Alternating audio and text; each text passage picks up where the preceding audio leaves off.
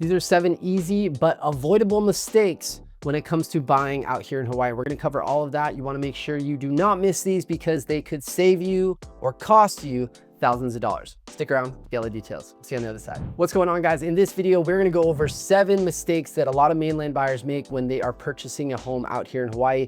Things are different out here in Hawaii than they are on the mainland. So we are going to uncover what those things are, broken them down into 7 things. But before we jump into that, if this is your first time here, let me quickly introduce myself. My name is Patrick Longley. I'm a licensed real estate agent out here in Hawaii, have been for nearly a decade, helping buyers, sellers, investors, and people relocating to Hawaii for nearly a decade. With that being said, feel free to reach out to me. You got some boots on the ground. You got my contact phone number right here, or in the bio down below, I do have an easy link that you can click where you can book a call with myself or one of our teammates so we can discuss any of your questions or needs. With that being said, let's go over these 7 mistakes I always see mainland buyers making when it comes to purchasing a property out here in Hawaii. Number 1, make sure you get linked up with a good agent and an honest agent, because they're going to be your eyes and ears if you're shopping virtually, as well as do lots of virtual showings with that agent. Now, once you actually have an agent, if you're not here on island, you're shopping from the mainland, then you're gonna want that agent to actually go to the property, review the property, see it in person. And what I like to do for my clients is I like to film a video walking through the property and commenting on things that I may see.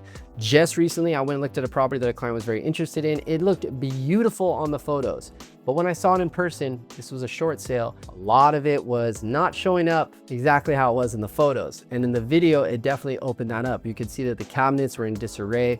All the baseboards have been eaten up by probably a dog that was there. There was holes in all the walls that were either covered up by a painting, or the angle of the photo was just right so you didn't see it. So it's really important you have somebody who actually looks at the property in person, films it, calls it out, and again, is being honest and telling you all the things that they're seeing, because the last thing you want to do, put an offer on a property, sight unseen, show up, and then you have this property that's definitely not what was in the photos. Mistake number 2 is avoiding maintenance fees. Now, I don't know if there's any other state that has the type of maintenance fees and association fees we have out here. This is the world I live in, so I'm used to it, but it seems to be pretty exuberant and pretty high compared to what I've seen in other states. But this is something you definitely don't want to put a blind eye to for many reasons. Number 1 is that it's going to affect your financing. So let's say you find a condo or a townhome and it's got an HOA of $1,500 and it's for a studio or a 1-bedroom. Well, if you qualify for, let's say, $400, but only with a $500 HOA, if it's got a $1,500 HOA, that's going to affect your debt to income ratio. That's going to affect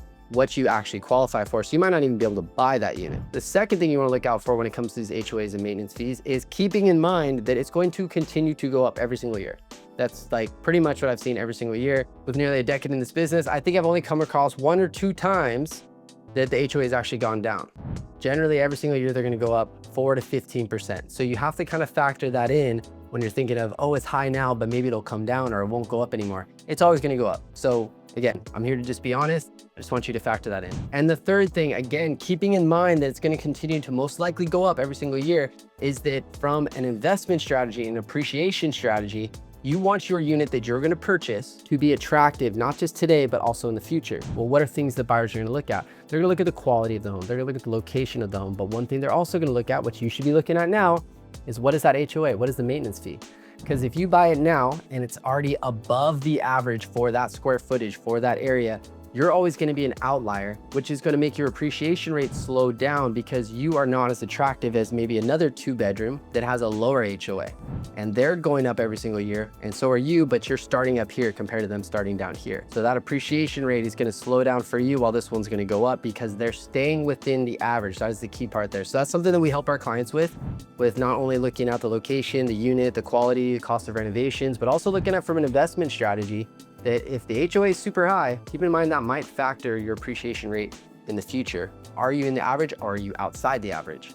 Keep that in mind. The third mistake is not understanding commutes. Yes, we're on an island. It is small. You can go around the entire island in probably, I don't know, 4 hours, 5 hours max, but there is traffic out here. And it's important to understand how the traffic flows.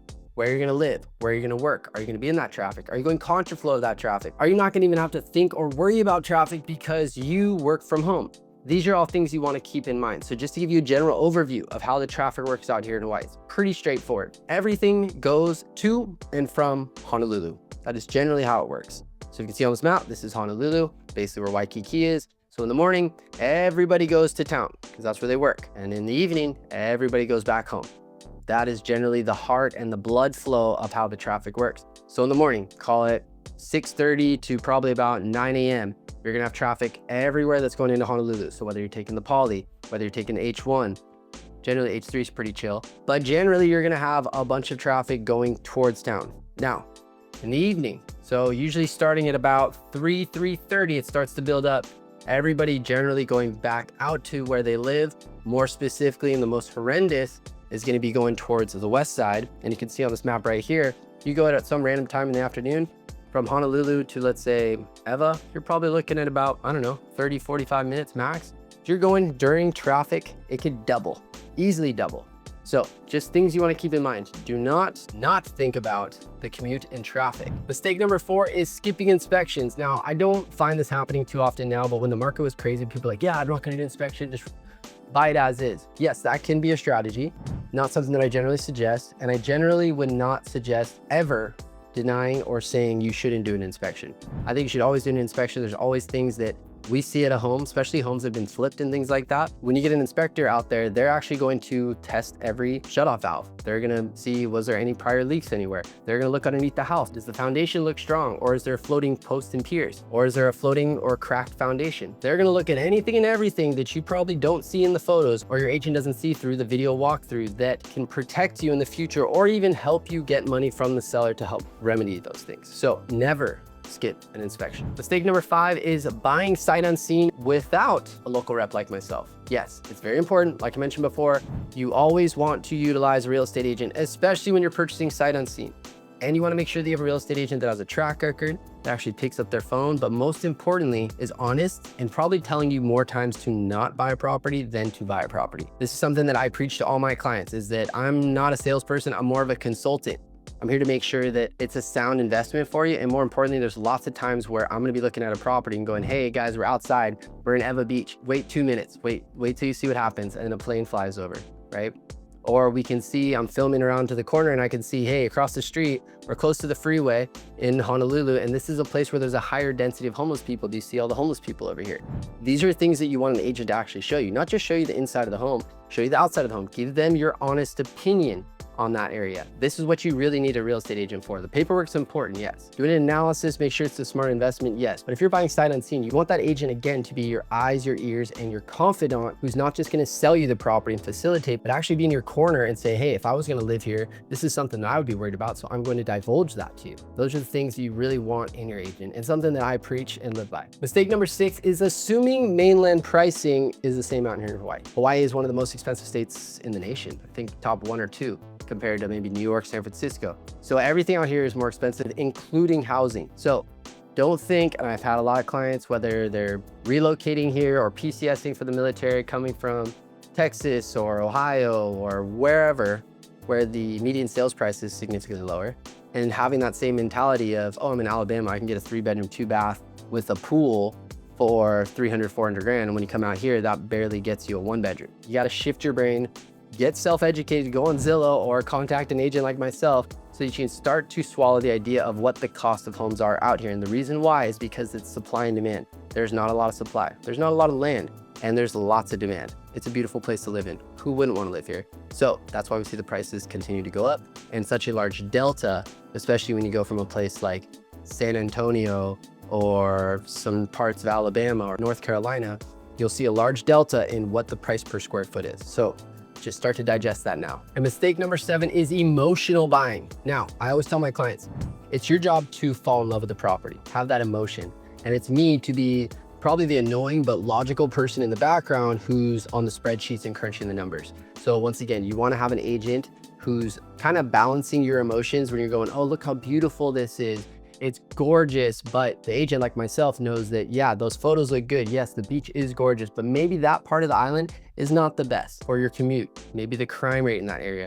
These are just different things where emotion can be great, but you need to balance it out, and an agent can really usually help you with that. So just find yourself a good agent.